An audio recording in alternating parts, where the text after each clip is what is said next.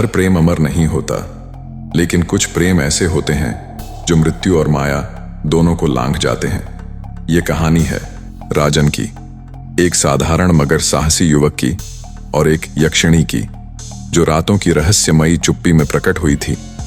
राजन एक साधारण गांव का युवक था, लेकिन उसका शरीर बलवान था, मेहनत से गढ़ा हुआ, पर उसका दिल साफ था और भावनाएं सच्ची। एक रात जब वो जंगल के किनारे से गुजर रहा था, तो उसे हवा में एक अजीब सी खुशबू महसूस हुई और फिर वो प्रकट हुई। एक यक्षिणी, लहराते काले बाल, चांद जैसा चेहरा और एक रहस्यमयी मुस्कान, जैसे किसी दूसरे लोक से आई हो। राजन उसकी ओर खिंचता चला गया।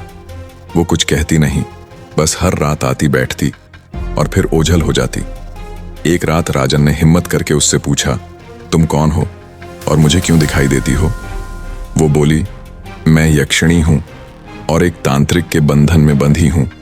तुमसे मिलने का साहस सिर्फ इसलिए कर पाई क्योंकि तुम में कुछ ऐसा है जो मुझे बंधन से मुक्ति दे सकता है। राजन मुस्कुराया, मैं तो एक साधारण इंसान हूं, न मुझे तंत्र आता है न मंत्र। पर वो बोली, कभी कभी निस्वार्थ प्रेम और साहस ही सबसे बड़ी शक्ति होती है।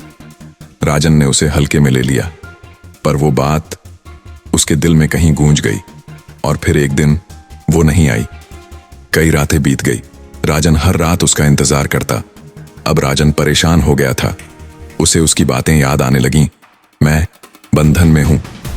अब वो जान चुका था, वो कोई छलावा नहीं थी, वो सच में किसी के बंधन में है और वो उसे पुकार रही है। राजन ने उसकी खोज शुरू की। जंगलों, गुफाओं, पुराने मंदिरों में भटका। आखिरकार एक सुनसान पर्वतीय खंडहर में उसे मिला एक तांत्रिक। राजन को समझते देर न लगी कि ये वही है, क्योंकि उसने तांत्रिक का जिक्र किया था।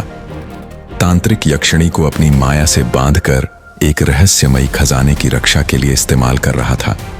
राजन ने उसे ललकारा, कहाँ है वो? उसका बंधन तोड़ो। तांत्रिक जोर से हंसा, तेरे जैसे भोले मानव मुझसे क्या लेंगे? वो यक्षिणी अब मेरी है और तुझसे मिलने के लिए सिर्फ मेरी अनुमति से आई थी। तांत्रिक ने अपने माया मंत्र से एक भयानक दैत्य को बुलाया। 3 आंखों वाला, विशाल शरीर, आग उगलता राक्षस। लेकिन राजन पीछे नहीं हटा। उसने पेड़ों की शाखा से एक मोटा डंडा तोड़ा और अपनी पूरी ताकत से राक्षस का सामना किया। ना कोई शस्त्र था, ना कोई मंत्र, सिर्फ बाहुबल और प्रेम। एक लंबा संघर्ष हुआ। राक्षस ने उसे पटक पटक कर लहूलुहान कर दिया। राजन धराशायी हो गया था, पर राजन फिर भी खड़ा हुआ।